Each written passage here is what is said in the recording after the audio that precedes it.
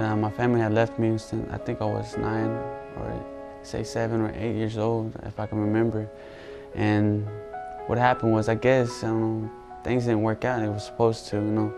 So I remember just growing up, you know, in shelters, you know, group homes, foster homes, juvenile detentions, because I was bad, you know. I started to get into a lot of fights with people at school, and started smoking marijuana.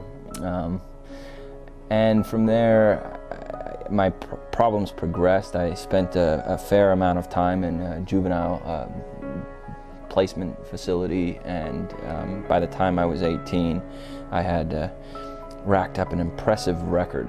I really didn't care how my grades were. I didn't care about school. I mean, it just wasn't a big deal to me. And me and my mom, we weren't really talking. We stayed into it a lot. The breaking point in my life when Lucia had ran away. That right there I did it. Not knowing where my child was. She, you know, school grades were bad. She had started skipping, hanging with the wrong crowd. The running away just was like it. And I knew I had to do something. If not, I was going to lose my little girl. I didn't want to lose her. And the guy who took me in his care was named. It would make me cry every night, you know. It would make me feel like, you know, I was bad, you know. I wasn't special in life, you know. I didn't have a reason to live. It was mean to me, you know. From that, you know, what he did to me was, it affected my life, you know, because, you know, he would beat me. I was like, all right, I'm gonna go out there and inflict my pain on 2 people too, and see how people like, you know. And I started being bad from there, you know. I started living an active gang member, you know. I got jumped in. I just started hustling. And from that, you know, I started doing drugs, you know. And my parents kicked me out. My stepfather and my mother kicked me out. I'm sure they'd had enough of the problems, and just didn't have any goals or any direction. I had a GED education. Just wasn't very accustomed to civil society. I was sort of on my own, and living as a vagabond in people's houses. I wanted her to be successful. That was my #1 thing. So I knew I had to find somewhere. And by the grace of God, we found Promise House.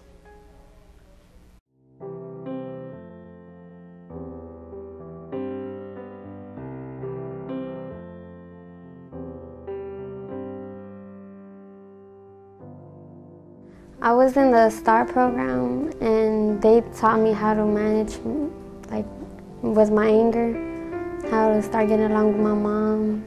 Like, we'd talk about everything, and she'd just be there, you know, giving me advice about everything. They helped me in my family life because now we're closer, we get along more. I like to go out with them now because before I didn't.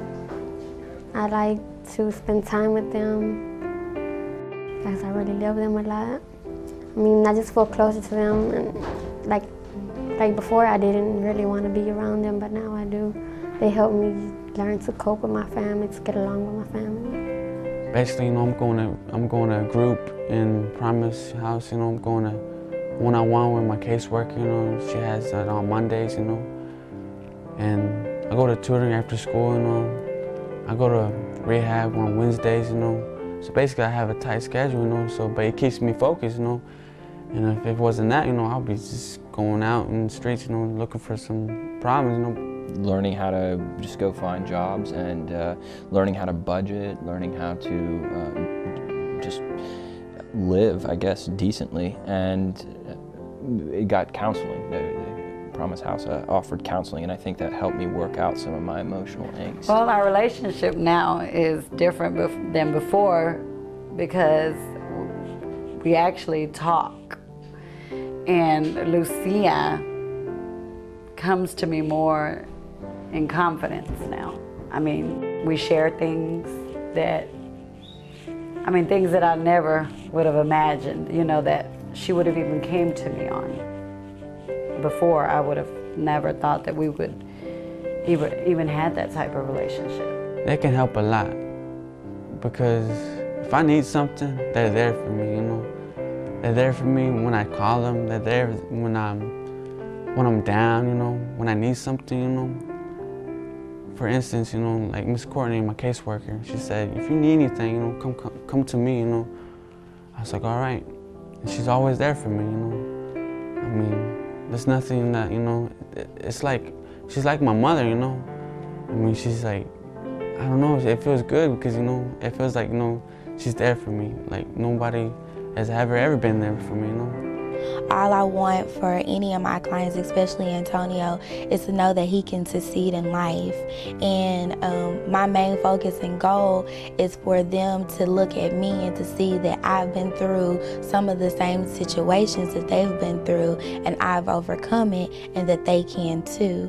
And I believe that Antonio can finish high school. I believe Antonio can get his own apartment, even though it might be fearful to become an adult for him. I believe that he's adequate enough to sustain all of those things. Where I didn't have to feel so obliged to be perfect at a period of time, and just a step-by-step process was sufficient enough as long as I was taking those kinds of steps. And so, yeah, I think that the Promise House program definitely showed a path to me that I thought, well, that's a good path to take. And the one I'm on is not, one I've been on has not been the best one.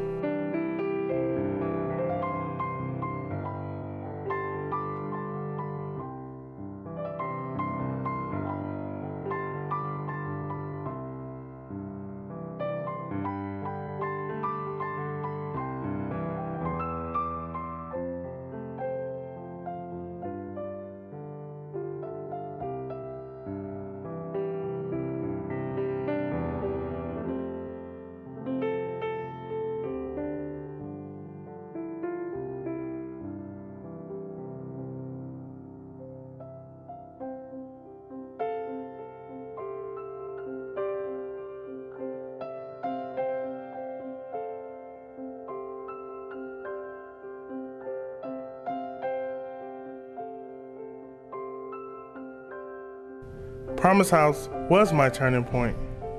Promise House is my turning point. My name's Lucia, and Promise House was my turning point. Promise House was my turning point. Promise House was my turning point. My name is Antonio. Promise House is my turning point. Promise House is my turning point. Will Promise House be my turning point? That is up to you.